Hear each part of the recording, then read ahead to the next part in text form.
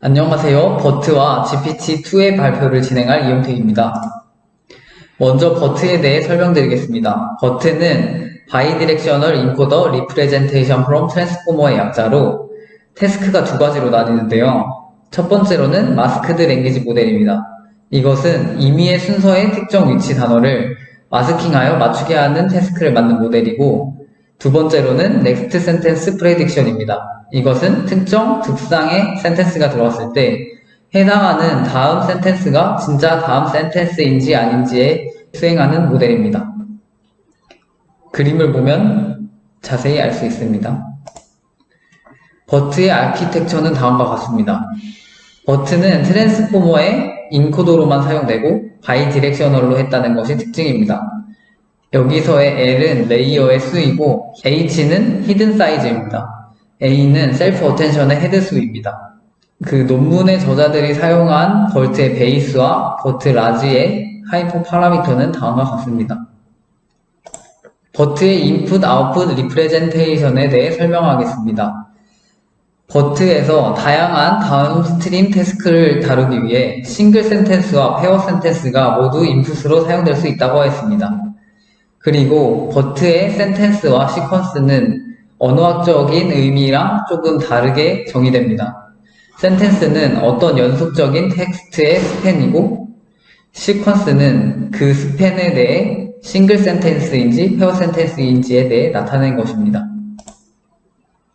그림을 보시면 왼쪽 상단에 바이너리 태스크를 만든 부분이 있고, 오른쪽 상단에는 실제로 마스킹된 토큰을 맞추는 태스크가 있고, 그 인풋단의 왼쪽 하단에 보시면 시작 토큰과 오른쪽 하단에 두 문장을 구분해주는 토큰이 존재합니다. 더 자세히 말씀드리면 인풋 리프레젠테이션은 3개의 벡터를 합합니다. 토큰 인베딩은 3만 개의 단어로 인베딩된 토큰 인베딩을 사용했고, 세그멘트 인베딩은 문장이 2개가 들어갔을 때 이게 어떤 문장인지에 대해서 알려주는 인베딩입니다. 그 다음에 트랜스포머와 같은 포지션 인베딩을 사용했습니다. 그리고 이걸 합하여 사용하였습니다. 이때 세그멘트 인베딩도 학습된다는 게 특징입니다.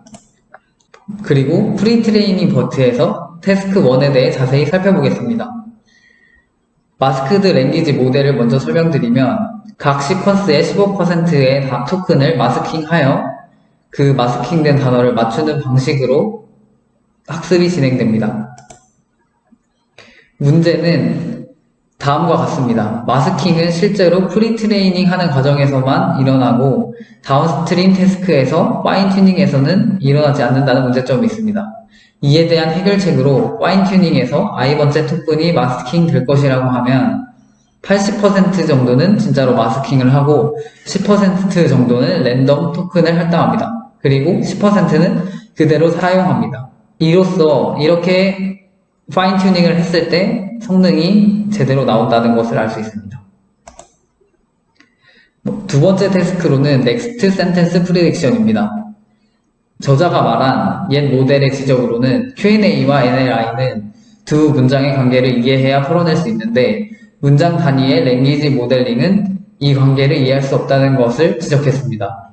따라서 Binarized Next Sentence Prediction 모델에 정의를 했습니다. 트레인셋에서 50%는 실제로 다음 문장을 뽑아오고 50%는 랜덤 타임의 문장을 뽑아옵니다. 이렇게 두 문장이 연속되어 있으면은 오른쪽 그림에서 왼쪽 상단에 있는 것과 같이 바로 연속된 문장이라고 표현을 해주고 그 반대로는 아니라고 표현을 해줍니다. 그 저번 시간에 설명드린 모델과 다 차이점을 말씀드리겠습니다. 엘모는 바이디렉셔널 LSTM을 사용했으므로 포워드와 백워드의 히든 스테이트를 태스크에 맞게 선형 결합하여 토큰을 만드는 것이고 GPT는 트랜스포머의 디코더를 사용하기 때문에 한쪽 방향으로만 학습된다는 것입니다. 하지만 버트는 양쪽 방향의 트랜스포머의 인코더를 가지고 사용합니다. 또 버트의 파인 튜닝은 그 프리트레이닝의 버트 위에 하나의 레이어만 놓아도 성능이 좋다고 알려져 있습니다. 그림을 보시면 이 문장에 대해서 바이너리 클래스의 태스크이면 왼쪽 상단 그림과 오른쪽 상단의 그림과 같이 태스크를 진행하고 마스킹된 워드를 맞추는 방식은 아래쪽의 그림에 해당이 됩니다. 다음으로는 GPT-2에 대해 설명하겠습니다. GPT-2는 GPT를 더 큰 데이터셋으로 학습을 시키고 파라미터를 늘린다는 것에 밖에 차이가 없습니다. 말씀드렸겠지만 트랜스포머의 디코더를 사용하고 인코더 디코더 사이에 어텐션은 사용하지 않습니다. 이렇게 디코더의 블락에 하나의 토큰이 쭉 올라가는 형태로 학습이 진행이 됩니다. 그리고 나머지의 그 디코더 사이에 있는 벡터들을 합하여 사용합니다. 이때 디코더는 마스크드 셀프 어텐션과 피드포워드 뉴럴 네트워크로만 구성이 되어 있습니다. 이는 블록 간에는 구조는 같지만 블록 내에서 가중치를 공유하고 블록 간에는 가중치를 공유하지 않습니다.